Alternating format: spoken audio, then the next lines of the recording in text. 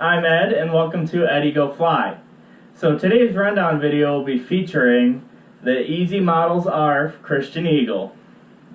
So I am a huge Christen Eagle fan. I have owned 3 of these so far, and I'm down to this one. Now, a little backstory on this one. I actually got this for $40 from a fellow modeler who I buy a lot of planes from. He always has a ton of planes. I don't know where he gets them, but he's always liquidating them. And I seem to always come home with a carload. So this is one I acquired from him, and it had a few cracked spots and dings here and there, some broken pieces of wood. It was missing parts, and I thought it would be a great opportunity to do a little refurbishment. It was actually the inspiration for me to get into 3D printing. It was really what drove my decision to purchasing a 3D printer, all in all. So I did end up buying a Prusa i3 Mark III 3D printer and a boatload of printer filament. And the first thing I needed to conquer was the struts and the strut mounts, which you could see here. So the first thing I did is the strut mounts, and that's just the curved piece. It's glued down to the wing, and it has the mounting holes, the flanges that the struts are bolted to. So once I did that, I later figured out that that was the easy part of the project. After designing the struts, they were not quite the right size no matter what I did. So I would draw them, I would 3D print them. It would take 2 to 3 hours for one of the struts to print. I'd come down here, I'd line it up, and it wouldn't even be close. So I learned my lesson pretty quick with that, and I ended up just making a rough X, is what I was calling it, and that's this piece here.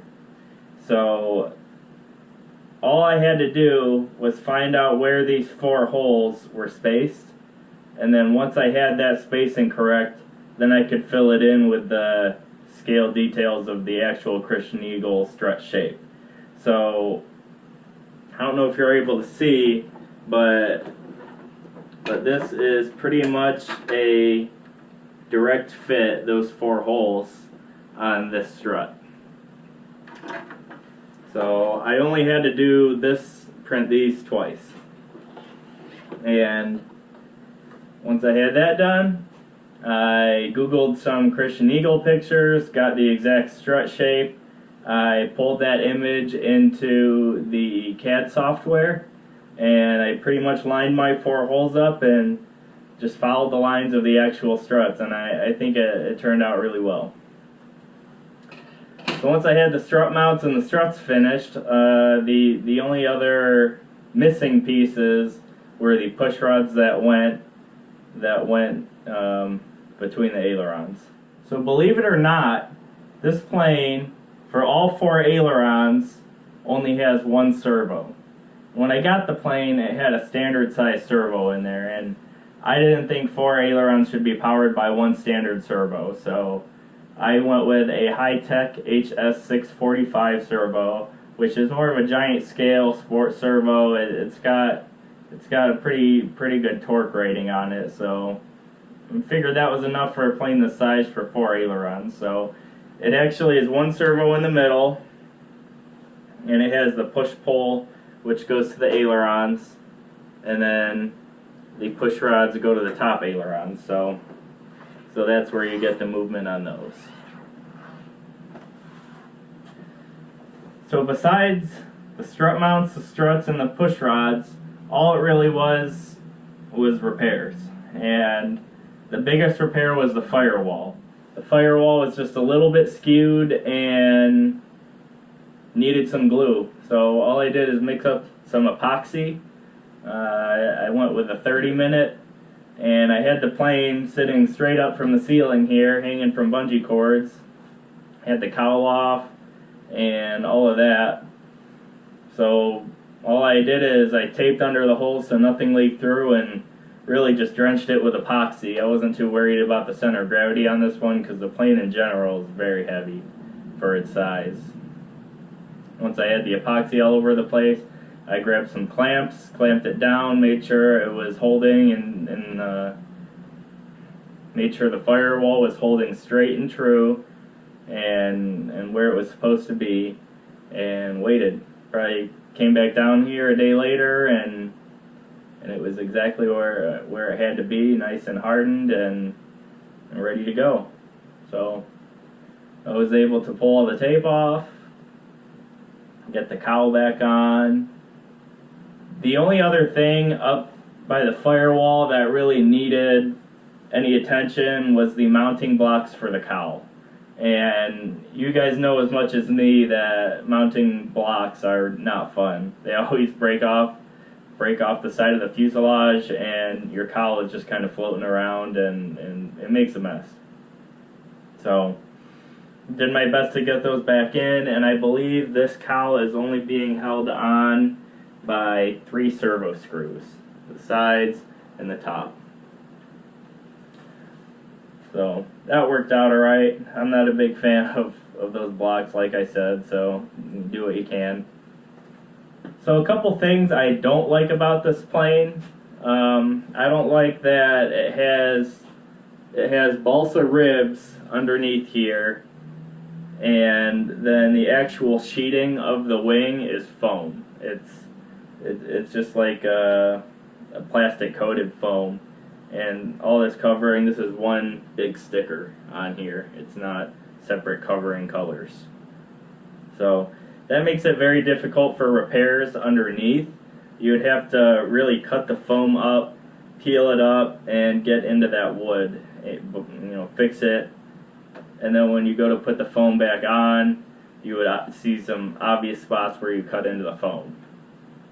Now that's not ideal. Everyone wants, the prettiest plane up at the field, so a hack job on the wing doesn't look too good to your fellow modelers.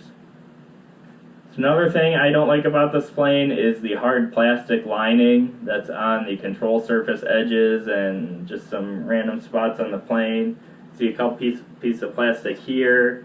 The ends of the wings have the hard plastic. The tail, all over the place, is this hard plastic. And this isn't the kind of plastic that works well with glow. This is the kind of plastic that will melt with glow and deteriorate over time. Well, aside from the foam covering wood and the hard plastic all over the plane, I really do like the design of this one. I think it was put together pretty well, and it is built like a tank. I haven't seen too many new ARFs out there that really are built this tough, and you kind of pay for it a little bit. It is a really heavy plane. I wish you guys were able to pick it up, but I haven't flown it yet, but I expect it to fly like the space shuttle, a nice flying brick. So we'll see how that goes. In terms of equipment on the plane, standard Futaba servos all around, except for that one upgraded high-tech, high-torque servo. Up front, the engine is a Webra 91 two-stroke engine. No issues there. The plane probably hadn't been flown in 15 or 20 years, but I fueled up the engine and flicked the prop in, and it just puttered along.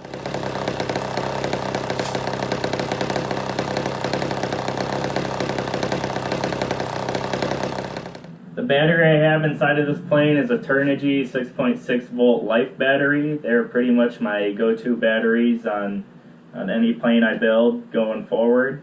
And of course I'm a Futaba guy, so the receiver in this plane is a Futaba R2008 SB. Again, that's an S-Bus receiver that I don't use the S-Bus with. I just use the 8 channels.